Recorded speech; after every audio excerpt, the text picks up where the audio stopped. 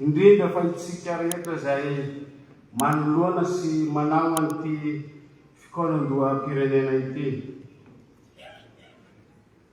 Andriamatoa Ministry ny Fanajariana Tany sy ny Trano Fonenana ary ny Toeram-ponenana, Ramatoa Ministry ny Fanavaozana, manatrika eto ianareo solom-bava-bahoaka marotsy ho tany saina izay manana ny andraikitra lehibe eto an'ity firenena ity.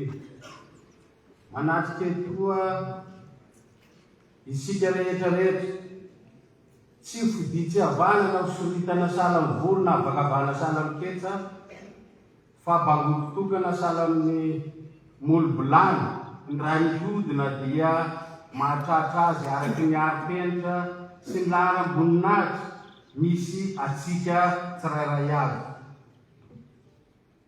Ny voalohanteny dia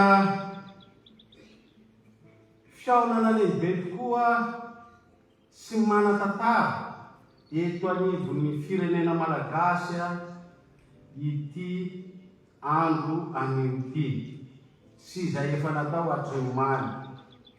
Isaorantsika an'Andriamanitra lehibe dia lehibe izany satria izy no nandahatra, izy no nanome atsika ny hery sy tanjaka ny saina matsiro hoentina miatrika an'ity fikaonan-doam-pirenena ity.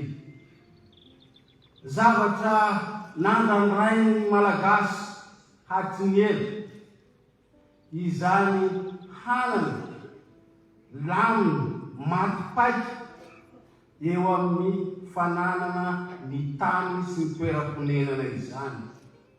Satria tokoa mantsy maro ny zavatra nisy teto anivon'ny firenena ary feno ny kabary ny fandiniasana teo,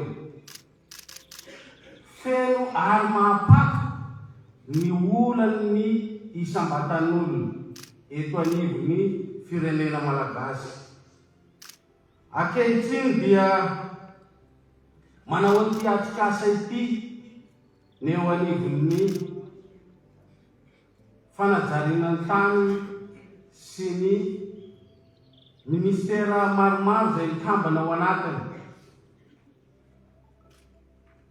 Zava-dehibe izany satria hametraka zavatsoa lehibe ho an'ny malagasy.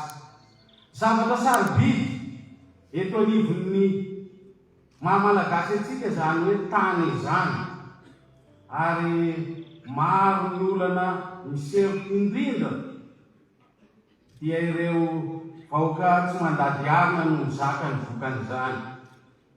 Voatsela tantara fohifohy nisy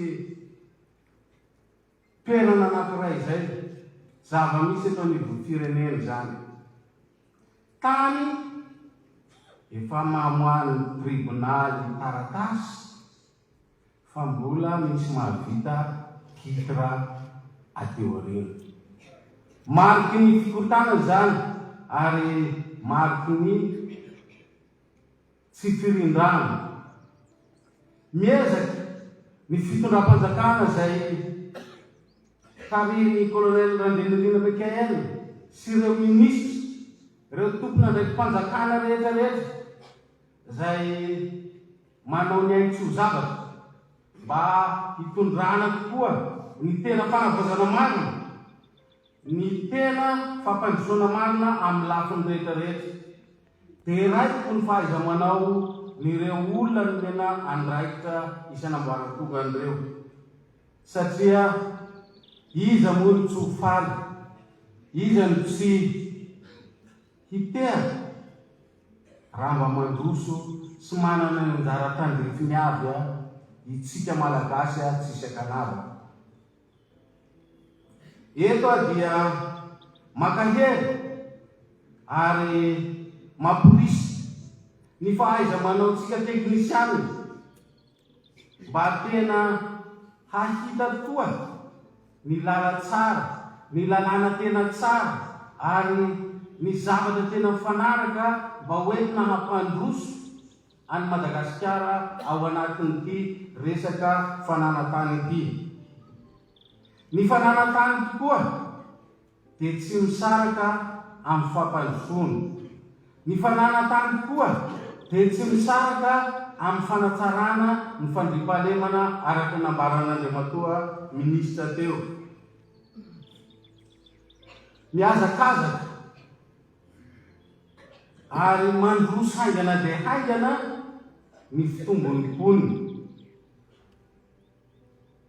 Mila lamina matipaika izany ary mila lamina mifanaraka amin'ny fonoson'ny teknôlôjia koa ny fandrindrahantsika ny lafiny fananantany sy ny trano fonenana ary ny toeram-ponenana izay.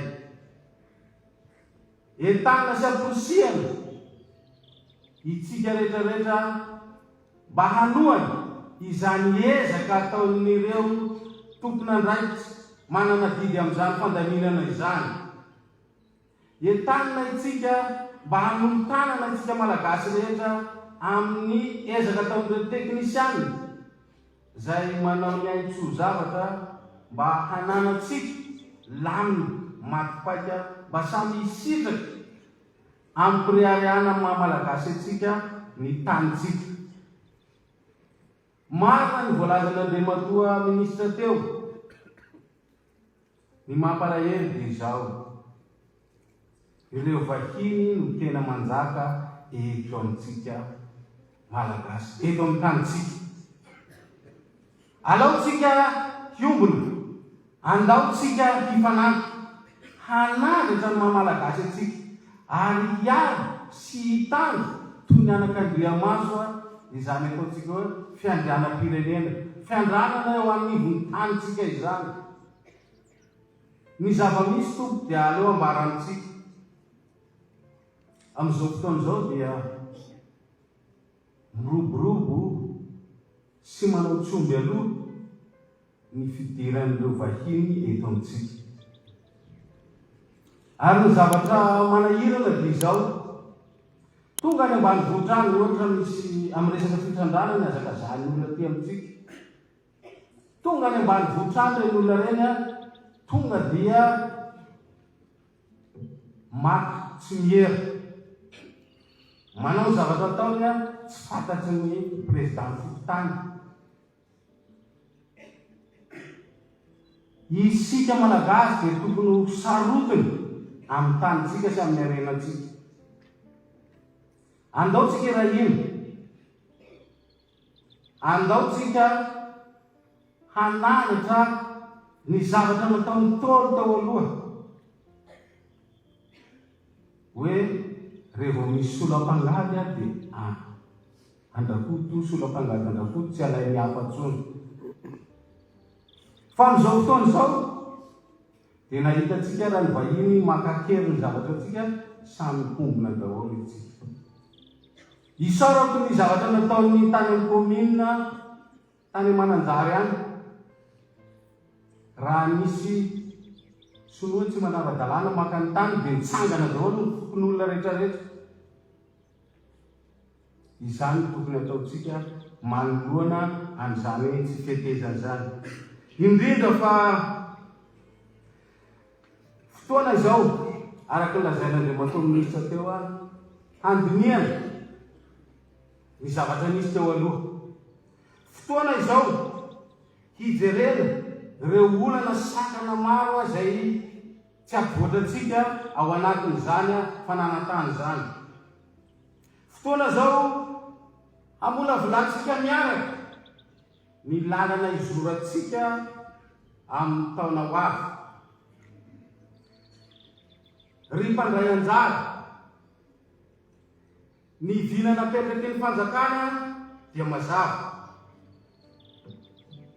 Madagasikara voalamina tsara, drafoka fanao fifampizarana mazava. Madagasikara manana fananantany vaovao no andeha asandratsika. Madagasikara ahafahan'ny olom-pirenena rehetra mahazo tolotra fananantany izay ekely be sy ny maro ary eo anatin'ny fangaraharaana tanteraka. Andaotsika hifampitsinjo, andaotsika hifanlefitra, andaotsika hirahina mba samy hahazo ny anjara tandrifiny avy ny malagasy rehetra. Mba hahatratrarina izany dia ilaina ny fanavaozana lalina sy maharitra eo amin'ny lalàna, eo amin'ny drafitra ary eo amin'ny fandaminana ny lafitany sy ny fananantany. Tsy maintsy mana tsara itsika mba hidoka zavatra tsara. Tsy maintsy manao fanavaozana itsika amin'ny lafiny rehetrarehetra, indrindra miditra ao anatin'ny resaka teknôlôjia mba hampangarahara n'io fananantany io. Tsy maintsy mampiasa bebe kokoa ny lafiny rehetra mba hahafahantsika mianakavy misitraka sy miantoka ny tanitsika isika. Ny tanitsika amin'izany dia mba hanana tsika tanàna milamina, ary raha milamina ny tany dia manorina tanàna tsika izay halamina ihany koa, dia samy ho sambatra sy hisoneny teo anivon'izany ny taranaka sy ny momba tsika rehetrarehetra eo anivon'ny fianakaviana. Matoky aho sy mino fa aorianan'izao atrikasa pirenena mikasika ny fananantany izao dia hisy zava-baovao ekely be sy ny maro, ary hananany be sy ny maro sitraka ny tany izay atsika malagasy. Alahoery tompokolahy, alahoery tompokovavy, satria tokoa mantsy ny resaka tany, trano fonenana sy toeram-ponenana dia anisany fanotra sy zava-dehibe mba hitariantsika ny tena fampandroana an'ity Madagasikara ity. Koa eto am-pamaranana dia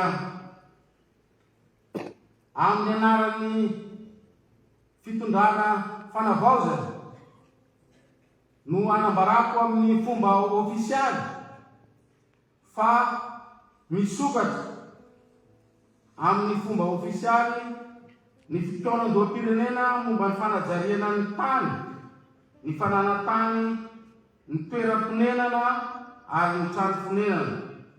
Makasitraka tompokolahy, makatelina tompovavy ho an'ny tanindrazana.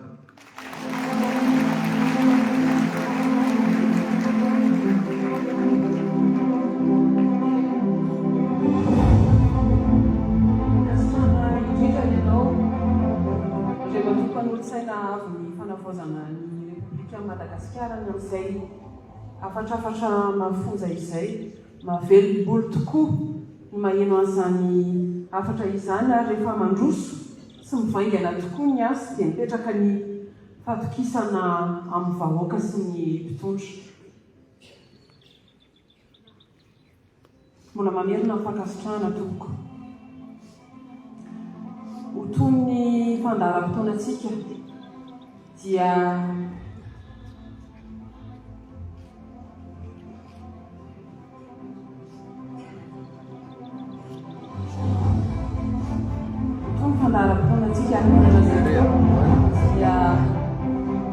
anaraka isika izao horonan-tsary mamitona ny tompomaso sy tombana nasionaly ho an'ireo sehatra telo iansoroan'ny seram-panajariana ny tany sy ny raharahan-tany, ary atomboka izany amin'ny horonan-tsary.